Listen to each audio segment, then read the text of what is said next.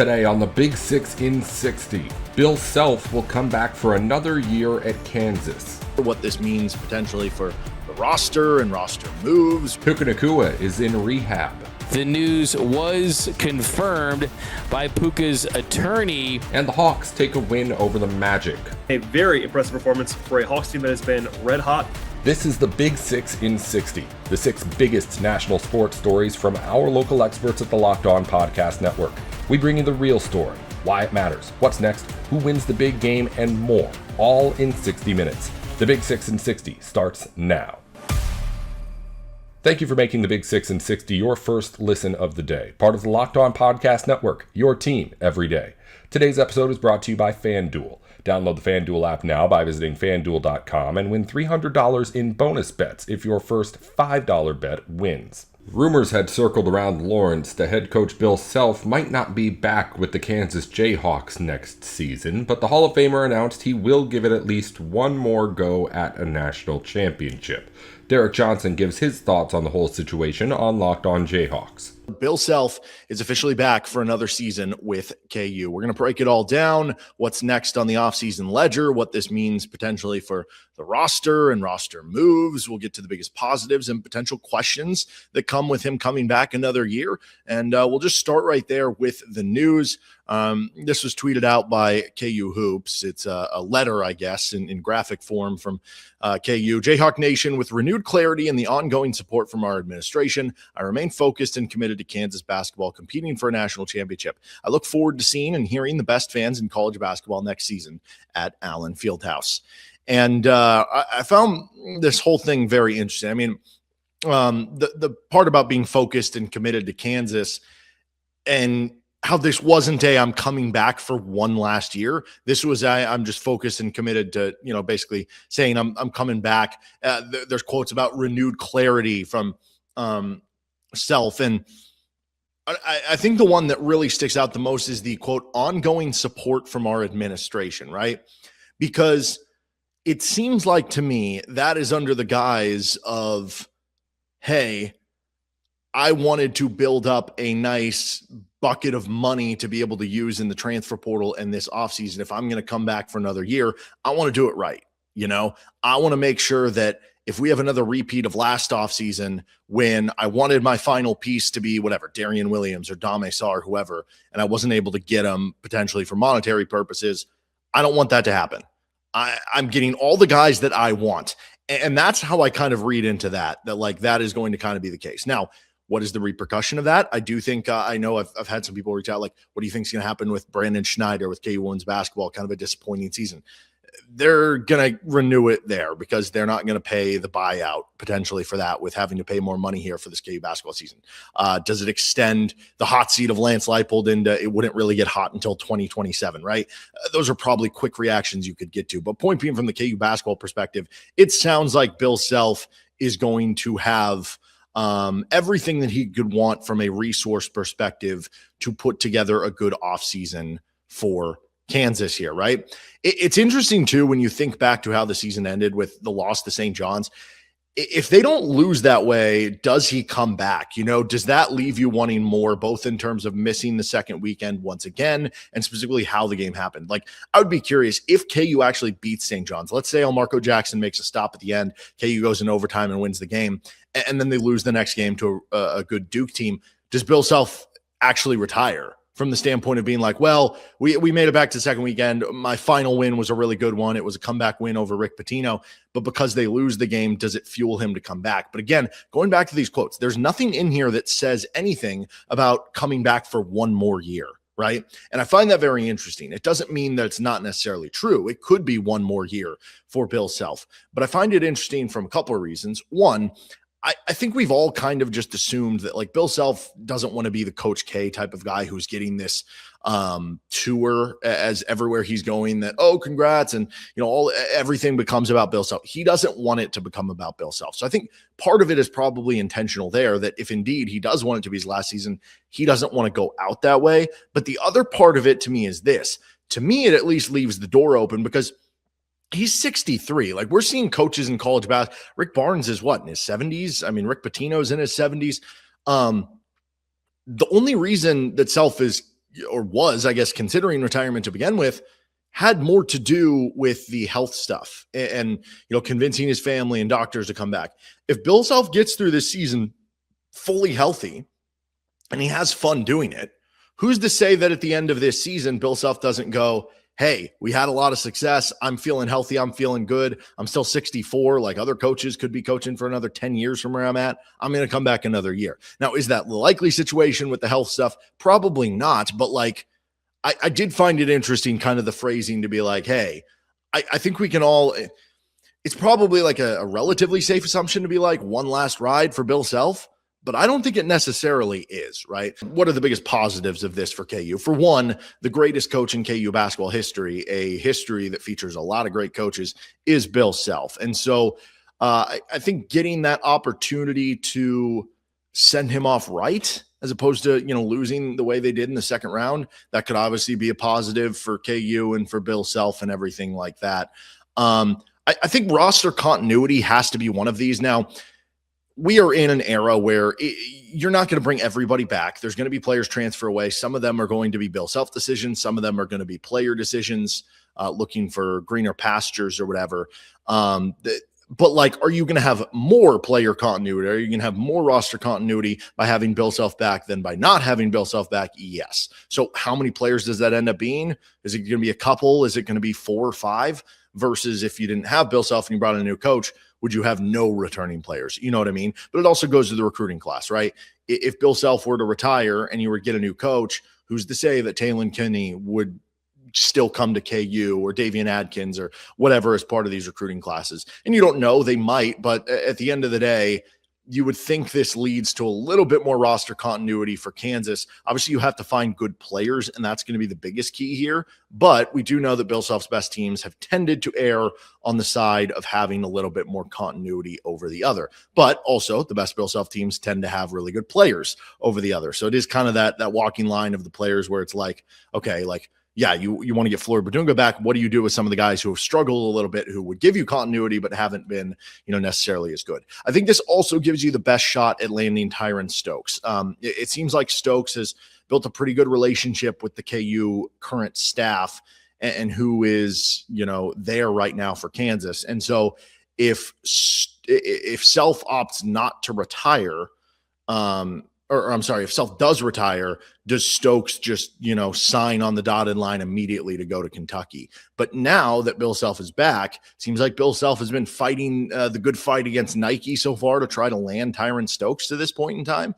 Does this increase the likelihood that Kansas is going to potentially land Stokes? I certainly think it increases the chance. And certainly, like, I would have viewed it this way. If Bill Self would have retired, I would have put the odds at KU landing Tyron Stokes at less than 1%. Now that Bill Self is back, I don't know, is it a 50-50 decision? Is it above that? It seems like you look, I don't know. Like, the Kentucky thing is difficult because you see Kentucky fans all over the internet and social media, and there's any player who has ever entered the transfer portal or who has ever been a good high school recruit is being linked to Kentucky in some way or another. So who knows exactly, but this gives you your best shot at him. You now have more time to evaluate some of the coaching candidates for whenever Bill Self does retire.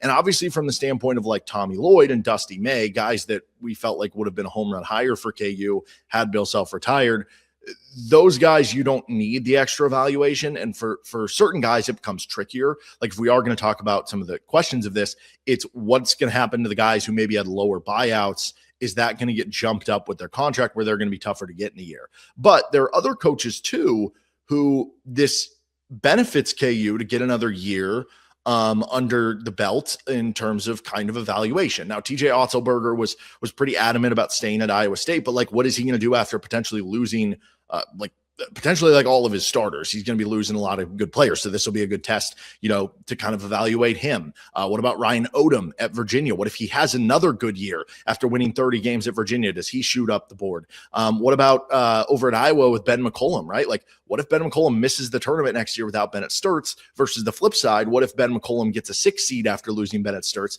Those can do different things to where you would view him. on your coaching board. There are certain coaches like Brian Hodgson, for instance, who has success, then goes to the USF, makes the tournament in his first year. He's under 40 years old. He's going to Providence now. What if he kills it at Providence in year one?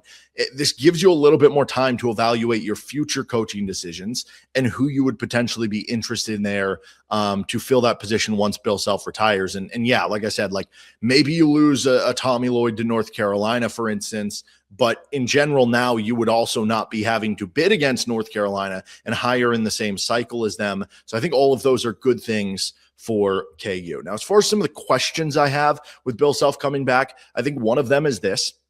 What is the offense going to look like? It's 3 straight years for KU that the offense has been outside the top 50 on KenPom.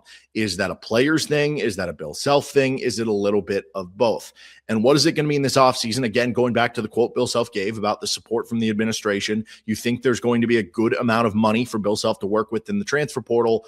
What is he going to do with it? Because if he has the offseason he had a couple years ago where you're just blowing that money on AJ Storr and Ryland Griffin and they're not good fits for KU, then it's not going to matter. But if you do have what you did this past offseason mixed with a little bit more money, I do think that is a recipe for success. Because again, you hit on Melvin Council and Trey White. Yes, it didn't work with Jaden Dawson, but hitting on 2 of those 3 in that kind of price range is a good result for KU. Obviously, you would have liked to get more out of, Cole Rosario, Jaden Dawson from a 3-point perspective. But at the end of the day, if we look back to last offseason and say, like, again, going back to the idea that Bill Self just maybe wanted that one more addition. Let's say they would have gotten Darian Williams. I've talked a lot about this. I get it. Williams didn't have the best defensive season or rebounding season. But what was the problem for KU this year? I mean, rebounding was a problem. But what was the other problem for KU? It was the offense, right? And Darian Williams still scored. He still shot 40% from 3. If you would have had Darian Williams, which if you would have had more money, you probably would have had Darian Williams. Now, all of a sudden, Bryson Tiller is becoming a super sub off the bench, and he gets to show his, like, I guess it's a little bit easier to be productive in a smaller role potentially for Tiller than being asked to play 25, 30 minutes every night, which he was, and kind of hit that wall at the end of the season. There's a very real chance if KU lands Darian Williams that last offseason would have been successful enough for KU to at least get a 3 seed, right? And then you're not playing St. John's, who came into that game winning like 20 of 21 games in the second round, right? And then maybe you are in the Sweet 16, and then who knows what happens from that point on. So I do think if Bill Self follows the same path he had this offseason, but now you have a little bit more money to land that one final extra addition, I do think that can work for KU, but it is a question. And at the end of the day, this is how I'm hoping it goes. I think Bill Self, they've had 8 straight years in the top like 20 or 25, I forget, on KenPom on defense. But now they've been 3 straight years outside the top 50. I am hoping that Bill Self says, hey, I can still coach defense, and especially if you're able to get Flory Badunga back, say, I'm looking for offense so the players can carry the offense and my skills will carry the defense. That'll be a big question. How can you fix some of the deficiencies, the rebounding, the steal numbers defensively, the offense in general? The tournament is here, one of the best times of the year. Brackets, buzzer beaters, upsets, it's non-stop action from tip to final cutdown. And right now, FanDuel is giving new customers a way to stay in the action all tournament long. Here's how it works. You can get up to $300 back in bonus bets every single day for 10 days. That means 10 chances to stay involved throughout the entire tournament. You can mix it up however you want. Games, futures, or same-game parlays for even bigger payouts. It's perfect for the tournament because every day there's something new. Different matchups, new storylines, and more ways to get involved as the bracket unfolds. So visit FanDuel.com to sign up today. That's FanDuel.com to get in on the action. Welcome back to the Big 6 in 60. Puka Nacua's attorney announced Wednesday that the Rams wide receiver is in rehab after a lawsuit alleged he made anti-Semitic comments and bit a woman in a New Year's Eve incident. Nacua has apparently been in rehab since before those allegations, and Locked On Rams host Doug McCain has the full story. Los Angeles Rams wide receiver Puka Nacua has checked himself into a rehab clinic in Malibu. This is according to the California Post.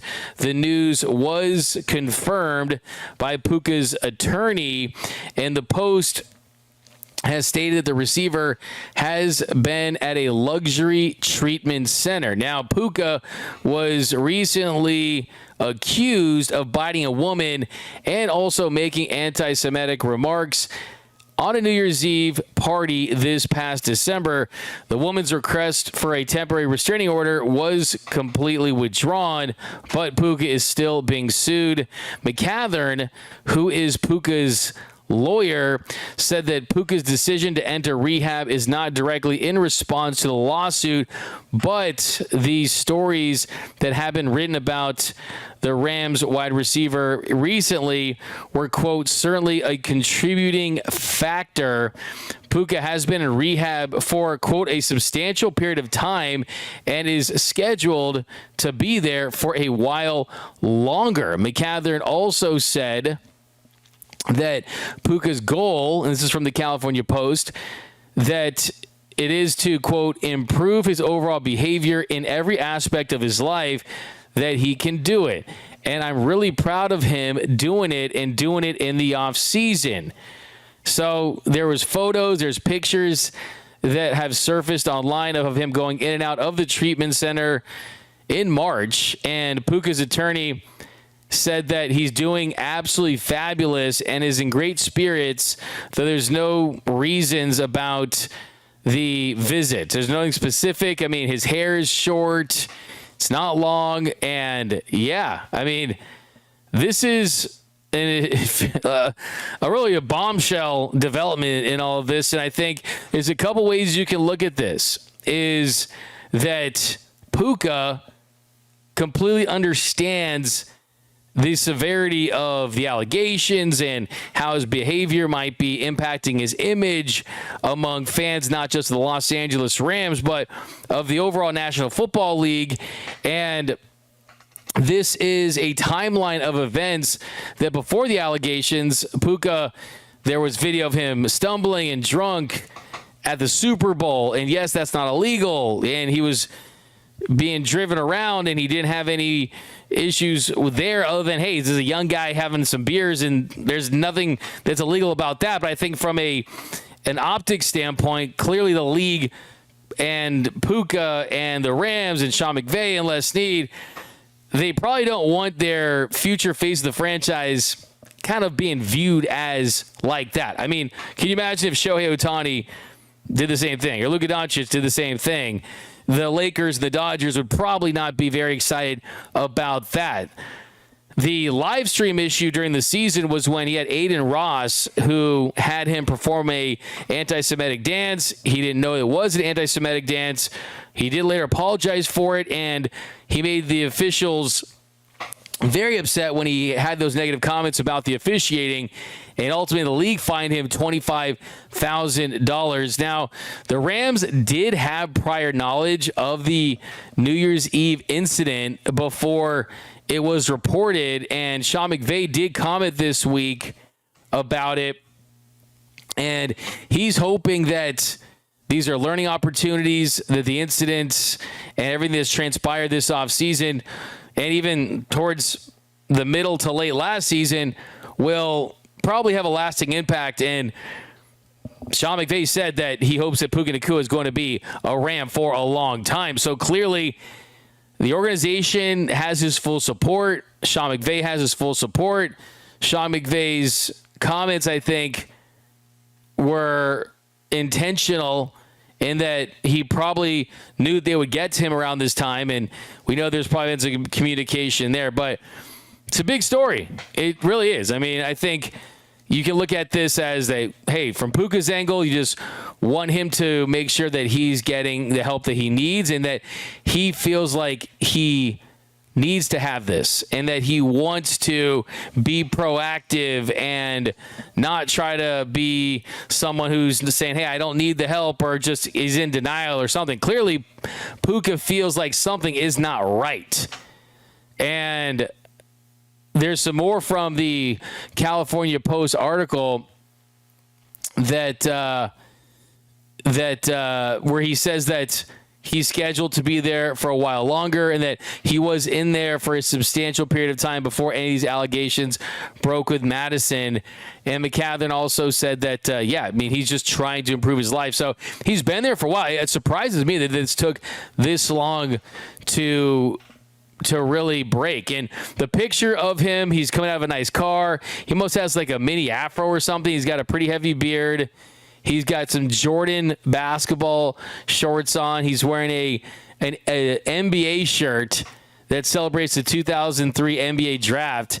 Has LeBron James, Carmelo Anthony, and Dwayne Wade on. He's wearing a T-shirt. And, big picture here is you're going to have to pay this guy.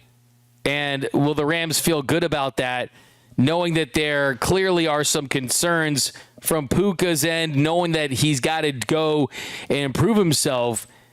So the Rams are in a position where they can sign him to a 4-year, $170 million contract, something in that ballpark this offseason. And I still feel like it's going to happen. I still feel like their intention is to have Puka Nacua be a Ram for the prime of his career and for really as long as he wants. And I know that this is 2026, and I know that this is the social media age where it almost feels like, okay, we're going to wait for someone, a public figure, a high-profile figure. We're going to wait for them to mess up and make a mistake, and we're going to just drag them, and we're going to cancel them, and we're going to say trade them, we don't want them, and this and that. I hope the Rams don't do that. I don't think the Rams are doing that.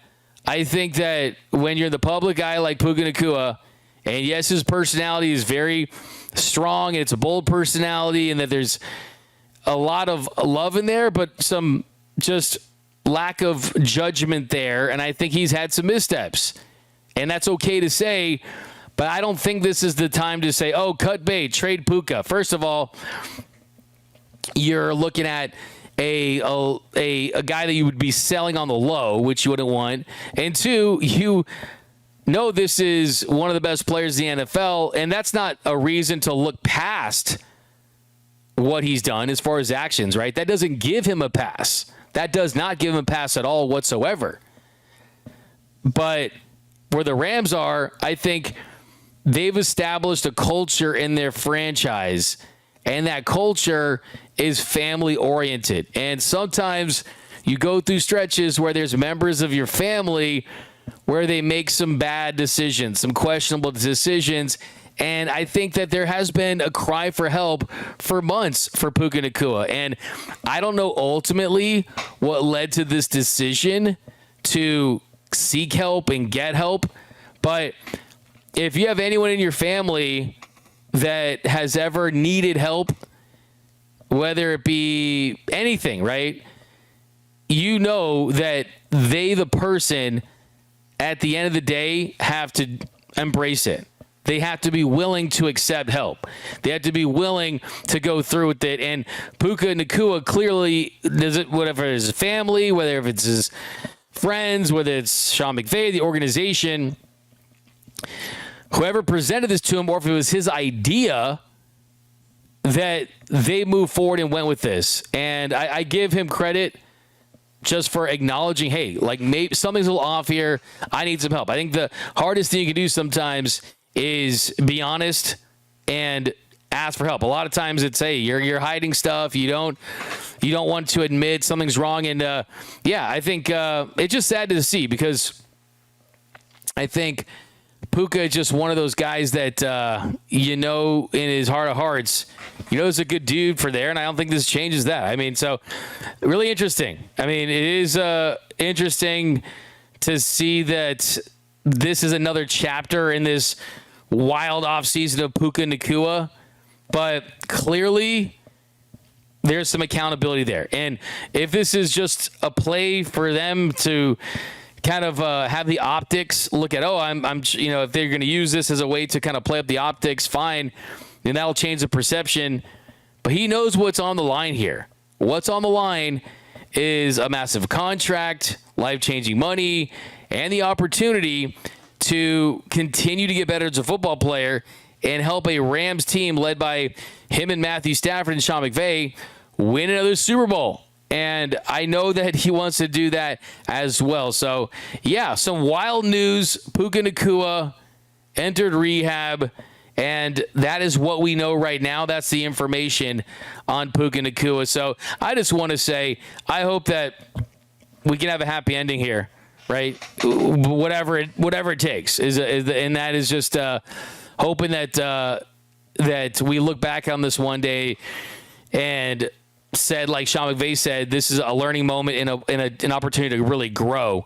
And I'm hoping that for Puka Nacua. The Hawks dominated on the road against the Magic Wednesday night, winning by nearly 30 and moving 3 games ahead of Orlando in the East. Locked On Hawks host Brad Rowland has the recap. 130-101 victory for the Atlanta Hawks on the road against the Orlando Magic, and a very impressive performance for a Hawks team that has been red hot, arguably the hottest team in the entire Eastern Conference.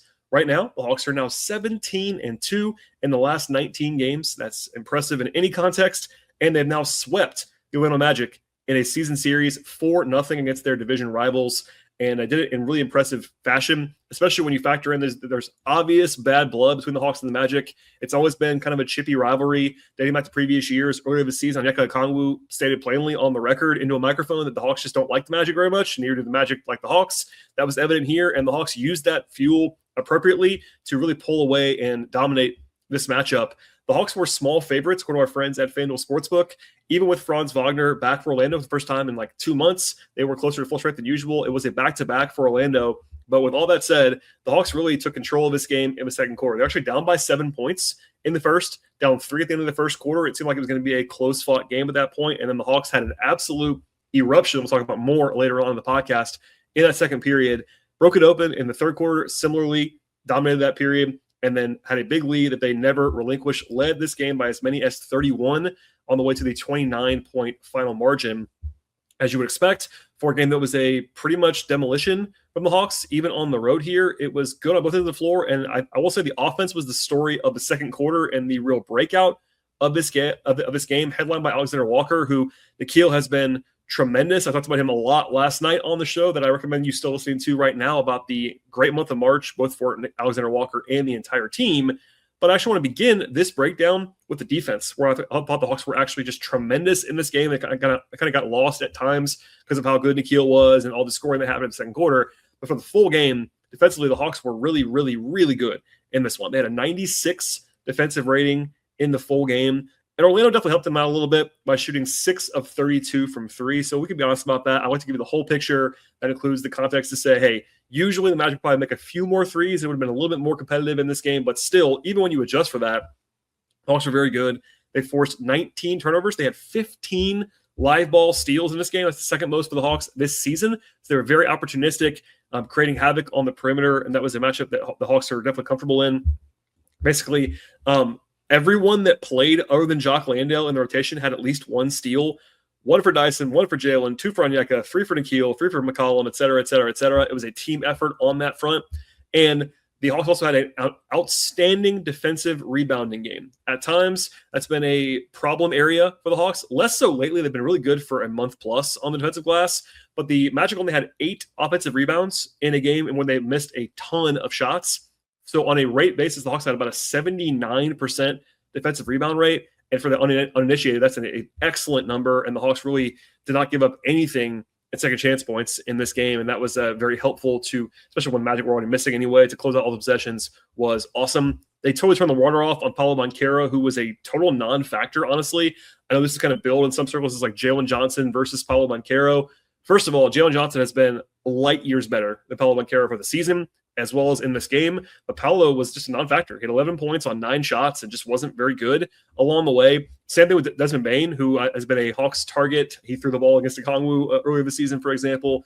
They only had 14 points on 13 shots. Jalen Suggs was quiet offensively. Other than Jamal Cain, Orlando's backup guard, there was really not much going on offensively for the Magic in this game, which is a credit to the Hawks. Atlanta held Orlando to an 86 offensive rating in the half court. So when things slowed down, the Hawks were able to turn off the water basically for the entire Magic offense. And again, even if you adjust with the Magic making a few more shots in a normal game. I think usually the Hawks probably would have allowed them to make, 9 or 10, maybe 11 threes. This game still would have been a decisive victory even for that. And in the middle of the game, I think Orlando had missed like 15 or 16 threes at one point, and my guy Philip Rossman-Reich from Locked On Magic replied to me on Twitter and said, that's not the reason why the Magic are losing. And I said, yeah, you're right. It was not that.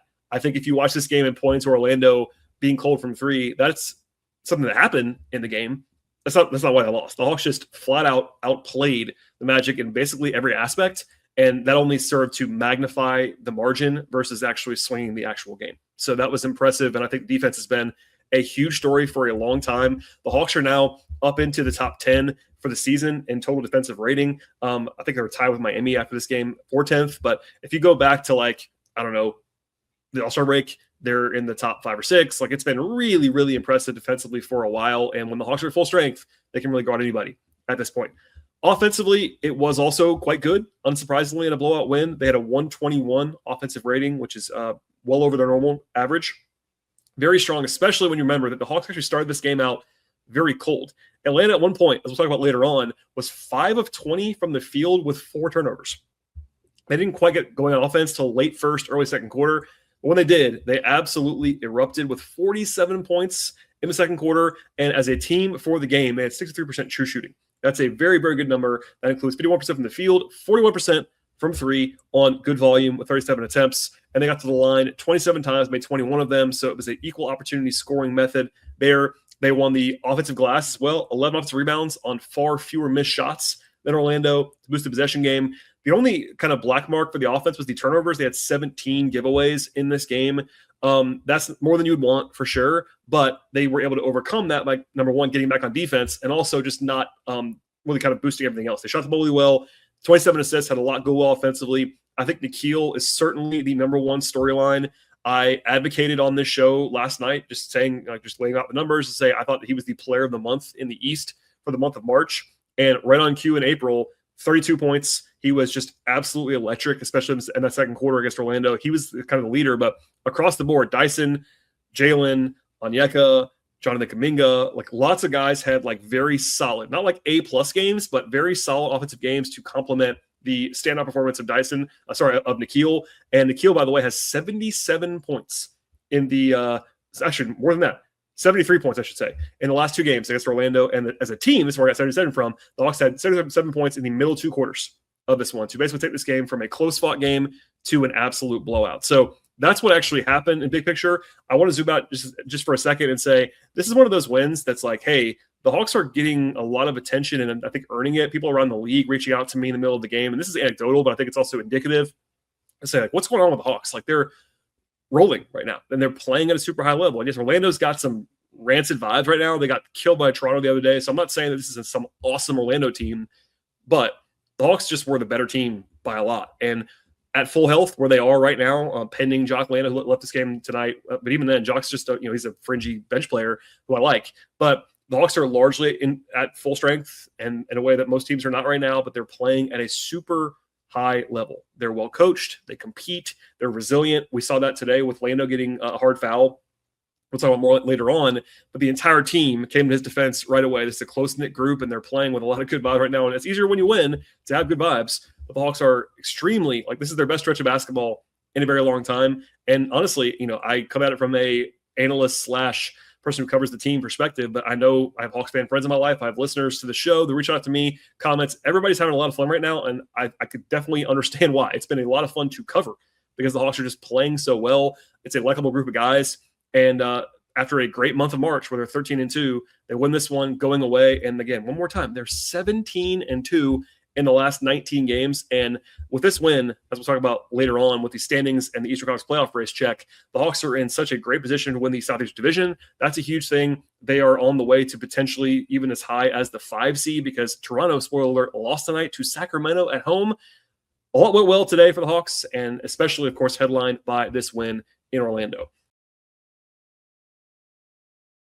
The tournament is here, one of the best times of the year. Brackets, buzzer beaters, upsets, it's non-stop action from tip to final cutdown.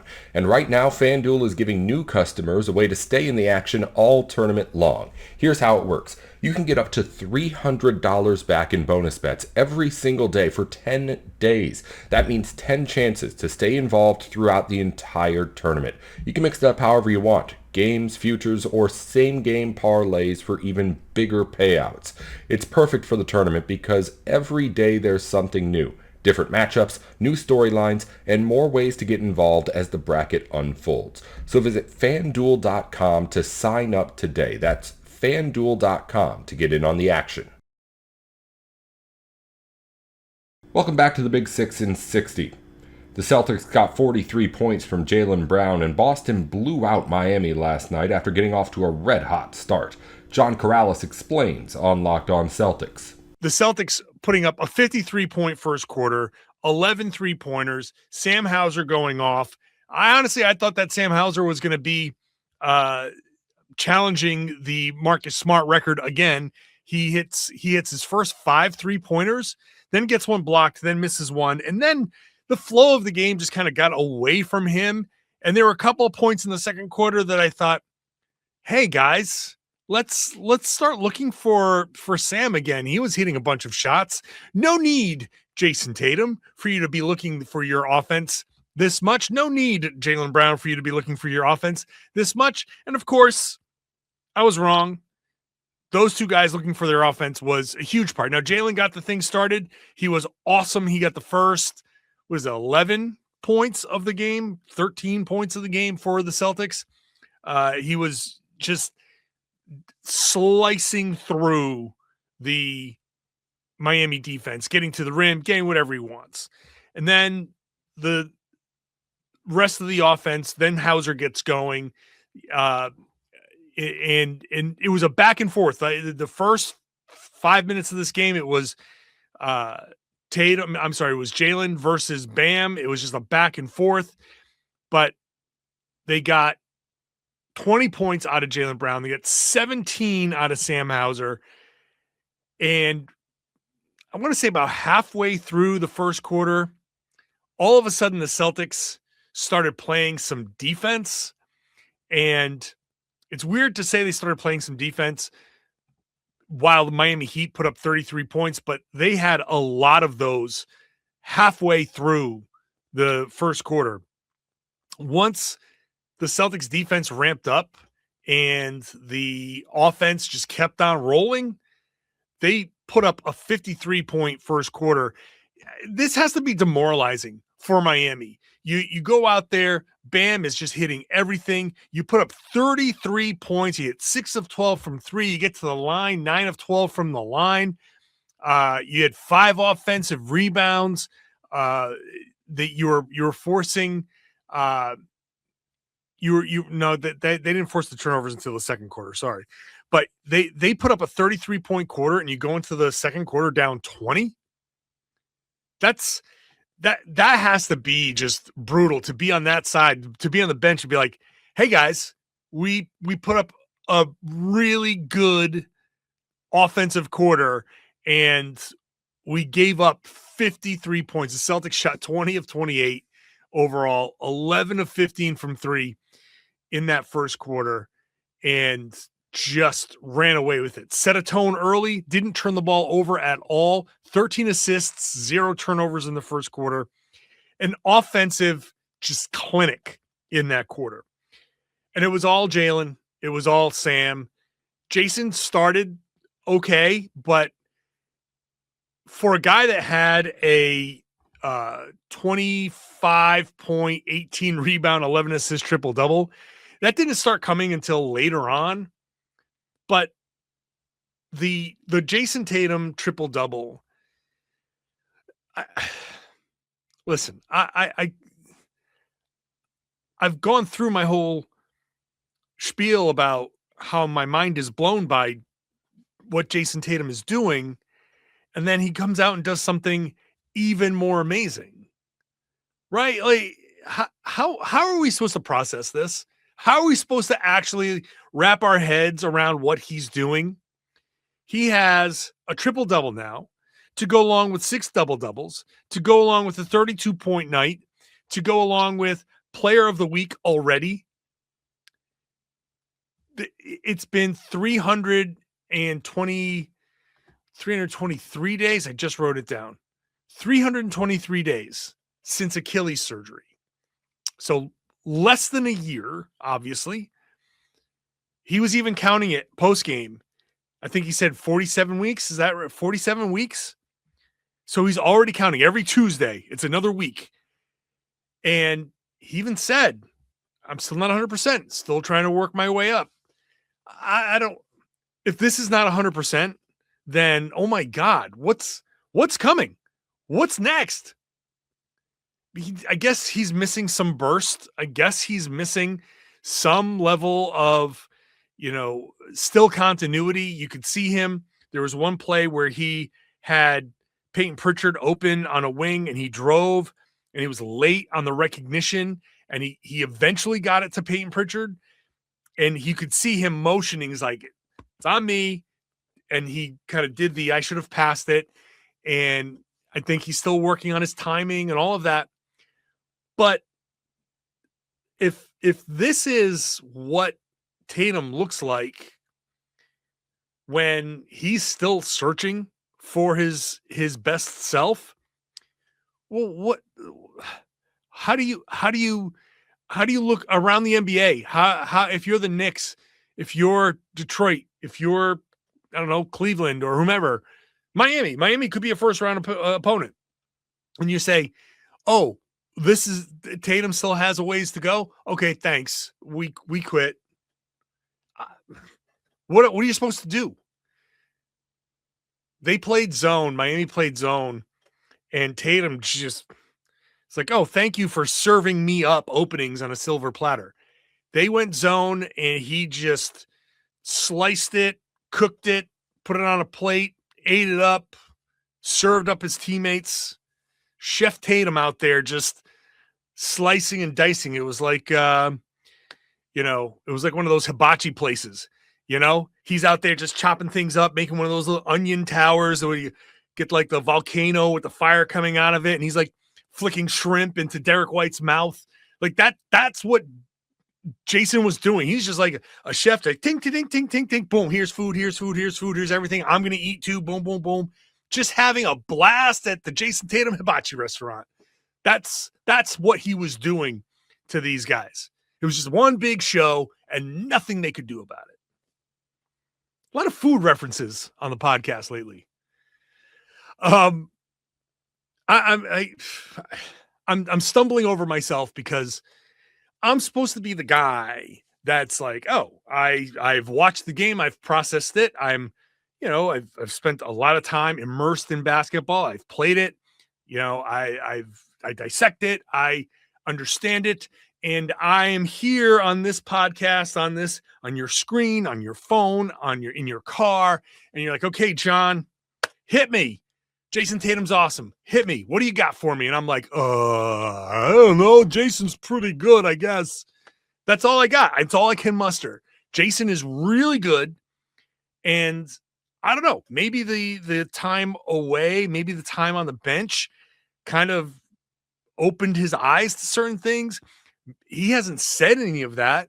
It kind of through the immersion, he got some sort of like it seeped into his brain and he's just seeing and recognizing things better. I don't know. Playing alongside maybe a version of Jaylen Brown that's even better than the Jaylen Brown than there was before. Maybe that's kind of opening some things. I don't know, because this isn't supposed to happen. This is not supposed to happen like this. You're not supposed to come back at 10 months after 10 months from an Achilles injury. You're not supposed to come back from an Achilles and then within a month, not even a month back, already win a player of the week, already have a triple double and already have 6 double doubles, already just slicing opponents. And I know it's the Miami Heat and they're not very good, but he has been great against good teams too. It's not always going to be linear. We got to keep that in our minds. It's not always going to be, there's going to be some ups and downs. I think they're supposed to be. I keep thinking like, well, it's going to be different in the playoffs. I don't know if it's going to be. I don't know. I'm here trying to be impartial about what's happening and explain what's happening. And all I got is, woohoo, go Jason. It's been amazing. It's been amazing to watch. The tournament is here, one of the best times of the year. Brackets, buzzer beaters, upsets, it's non-stop action from tip to final cutdown. And right now, FanDuel is giving new customers a way to stay in the action all tournament long. Here's how it works. You can get up to $300 back in bonus bets every single day for 10 days. That means 10 chances to stay involved throughout the entire tournament. You can mix it up however you want. Games, futures, or same-game parlays for even bigger payouts. It's perfect for the tournament because every day there's something new. Different matchups, new storylines, and more ways to get involved as the bracket unfolds. So visit FanDuel.com to sign up today. That's FanDuel.com to get in on the action. Welcome back to the Big 6 in 60. The Kings got their 20th win of the season by beating the Raptors in a game Sacramento didn't really want to win. James Ham tells us how this hurts the tank on Locked On Kings. Can the Kings afford Precious Achiuwa? And look, I didn't think this would be some magical question that we would have to ask. I did not. When the Kings signed him in November, I thought, hey, that's a nice signing. You know, Precious Achiuwa is an NBA basketball player. The fact that he wasn't on an NBA roster was an indictment on the league, not on Precious Achiuwa. I don't know what happened there. Clearly, he had a deal with someone that fell through. But when the Kings reached out and he was available, he said yes. It's sort of the beginning of a very interesting story here in Sacramento. Look, somehow the Kings beat the Toronto Raptors by a final 123-115 tonight. Not a good win for the Sacramento Kings because it puts them at 20 for the season. And as opposed to fighting it out for the first, second, or third spot in the NBA draft lottery, they're now going to be hopefully hanging on to the number 4 spot. But, you know, as we dive into that later with 6 quick thoughts, the reason why the Kings won tonight, it had a lot to do with Precious Achiuwa. And this is something look, you cannot ask players to not play hard. You can't ask them to miss shots. And sometimes you're going to win games, even if you're not realistically trying to. I looked at this game tonight. I watched from start to finish. I thought the Kings were trying to win. I thought they were trying to win, and they're trying to win for DeMar DeRozan, which, again, we'll get to that in just a minute. But the reason why they were able to pull this off is because Precious Achiuwa was an absolute monster. I mean, the guy was all over the court. And, you know, when you have a player like this, who is 26 years old. He still hasn't even reached his true prime in the NBA. He's having a great season as far as, you know, what he's done for the Kings. And when he has an opportunity to go out there and tear up a team and go for 28 points and 19 rebounds, 11 offensive rebounds, that just means that he played harder than everybody else on the court. And so I think the question is realistically, can they keep him? And, you know, we talked about the salary cap situation yesterday. If you missed yesterday's show, I recommend going back and listening because the Kings are in salary cap hell. They are. I have them at roughly $175.6 million heading into the summer. And that's without them keeping DeMar DeRozan. And if they just waive DeMar DeRozan, that's a $10 million bill. So that puts them up at $186 million. The NBA salary cap is at 165, but the luxury tax at 201 million. So if they're already at 185 million and they haven't even got to the lottery yet, where again, the number 1 pick in this year's draft is going to get paid roughly $14.8 million. So that would eat up every bit of money under the luxury tax the Kings have. And again, that's without DeMar DeRozan. That's without bringing back Precious Achiuwa. It's without Russell Westbrook manning the point guard spot. It's without Doug McDermott, without, you know, a lot of the younger players that you're seeing that the Kings have signed lately. This is going to be a mess. And the Kings have got to find a way to clear up space just so they can move. right now, I look at Precious Achiuwa. Look, he's 26 years old, 6'8", 6'9". He plays with force. He plays with energy. He's athletic. He is exactly what the Kings have been begging for. He is a style of player that they have been looking for a couple of years, and unfortunately, they haven't been able to find him at all. Now one falls into your lap, and again, he's playing his way into a monster contract, whether it's in Sacramento or somewhere else. Now, monster, I think, is a relative term, right? When you go down to a minimum scale contract, it's usually very difficult to bounce back and get a bigger contract from that. I do think that he's accomplished that. Precious Chua. I do think that this is more teams are looking at him more than just a player on a bad team putting up a bunch of inflated stats. But I still think that there's a possibility that he's going to get somewhere where Trey Lyles got a 2-year, $16 million deal or a 2-year, $10 million deal. The Kings have a couple of mechanisms in place here that they can actually extend to him, which is the mid-level exception, which is going to be closer to $15 million this year. But again, you can break it up into multiple pieces. They also have the biannual exception, which would be like a 2-year, $10 or $11 million contract, basically $5.5 million a year. So those are two mechanisms that they can go above the salary cap. But if you're talking about luxury tax money, then it becomes a lot more expensive. And that's why I've pitched the idea of stretch provisioning, waiving and stretch provisioning Zach LaVine. That's one way for the Kings to free up a whole bunch of space. And I'm not talking about freeing up a bunch of space just so they can go out and play in the free agent market. We're talking about clearing up enough space so they can actually live, so they can put food on the table as an NBA team. They have no way to fill out the roster at this point because of the salary cap situation they're in. And so I would love to see Precious back. I think it's incredible that he's played in 68 games now for the Kings, and 52 of those are starts. I don't know why exactly he wasn't in the league, but highly respected, highly respectful young man, just an absolute gem. In the month of March, he blew up, averaging 15.4 points, 9.3 rebounds. As of right now, he's all the way up to 9.8 points and 6.7 rebounds on the season. That's again after putting up 28 and 19 against Toronto.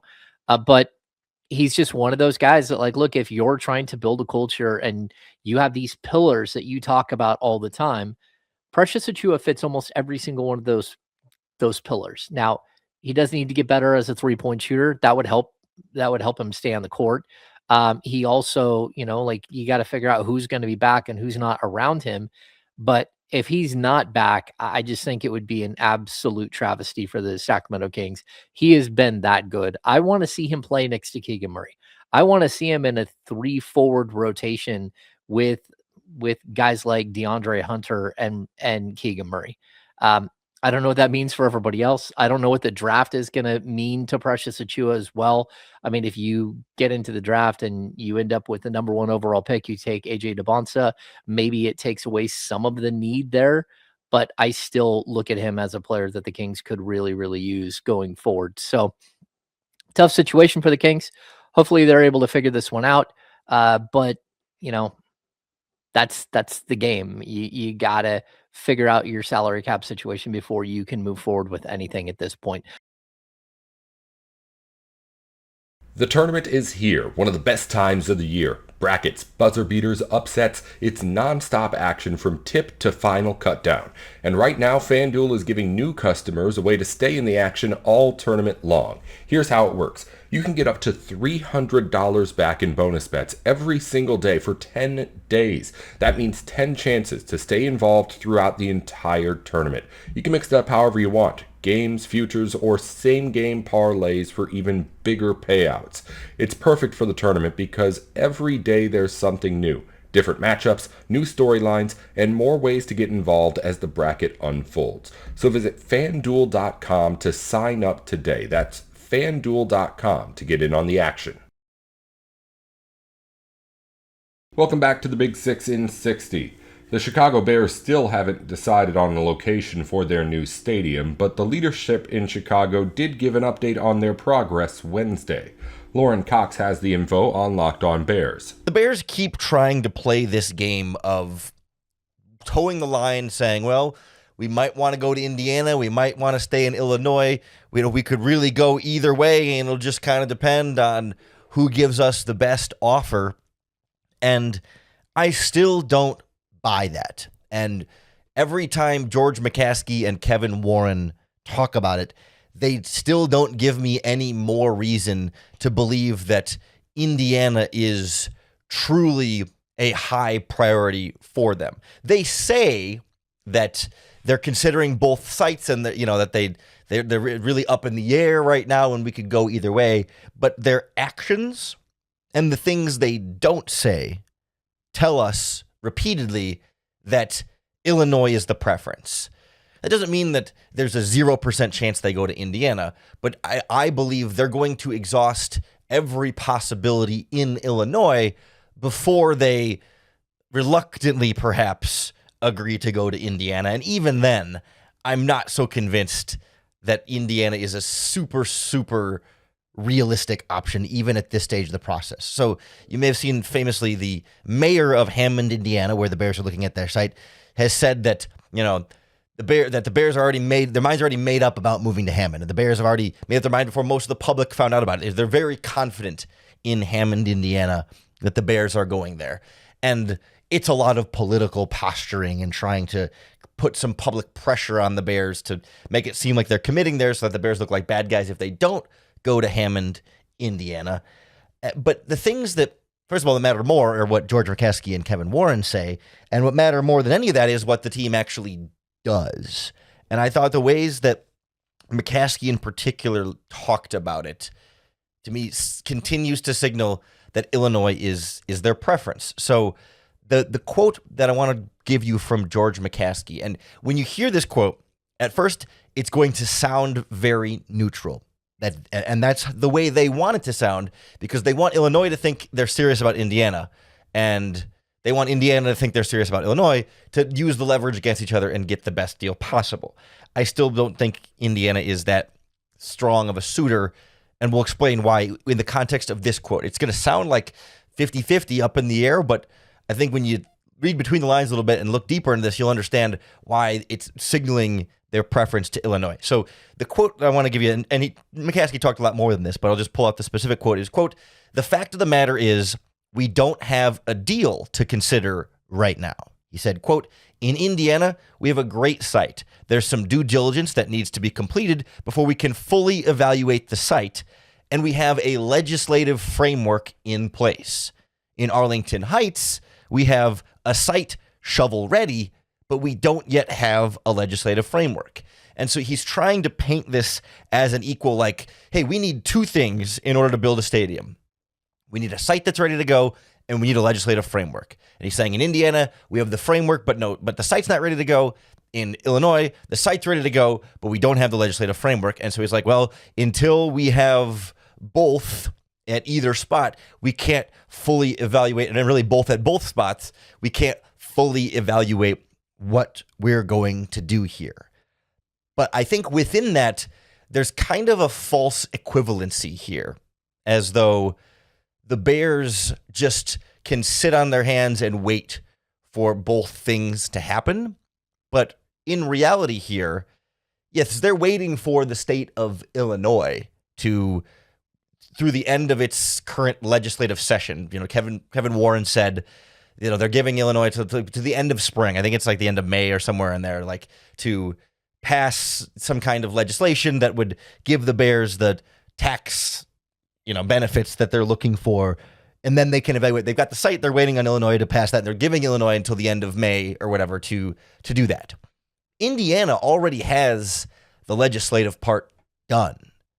The site stuff, the Bears can go do. Like, yes, I guess they can't control every single aspect of this process, right? But like, if the Bears were really fired up about Indiana and saying, hey, we really think this is going to be our option, don't you think they would be really fully, firmly, and quickly evaluating that site and going there and inspecting property more, purchasing property, doing all the studies that they need to, and really pushing the envelope on, hey, let's get this site figured out because we've got the legislative thing done.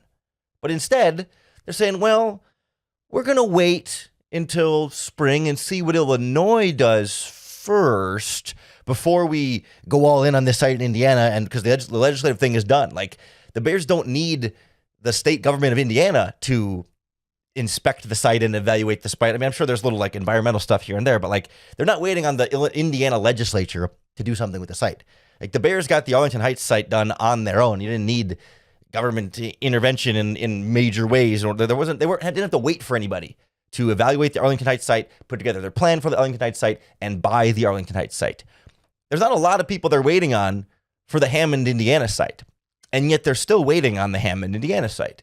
And so that to me signals that they're giving Illinois all this time to work on their package, and they're not in any kind of hurry to build in Indiana or make significant progress and put money into a property in Indiana, because of course, they bought the Arlington Heights property without knowing for sure whether they were going to build a stadium there. So they could, in theory, buy property in Hammond, Indiana, and without knowing whether they're going to build the stadium there, and then sell it if they don't build the stadium there. But they're not. The Bears have only put real investment into the Arlington Heights site. They have spent not $0 in Hammond, Indiana. I mean, they've flown there. They visited there. But they put a bunch of money in Arlington Heights and very little money into Hammond, Indiana. And in the world of business, money talks and BS walks. And we've got a lot of BS talking right now surrounding Hammond, Indiana, and not a lot of money talking. There's a lot of BS walking. They've done literal walking around Hammond, Indiana. They said they've sort of got a potential stadium location sort of sited out, but they still have to work through parking and all the surrounding things around the stadium, which, by the way, are the most important part of this project from a business perspective. Like, that's why this is such BS coming out of Hammond, Indiana, is that in the modern business of building stadiums, most of the team's profit comes from the events that are not Chicago Bears football games. Chicago Bears football games will be 8 or 9 home games out of 365 days in a calendar year.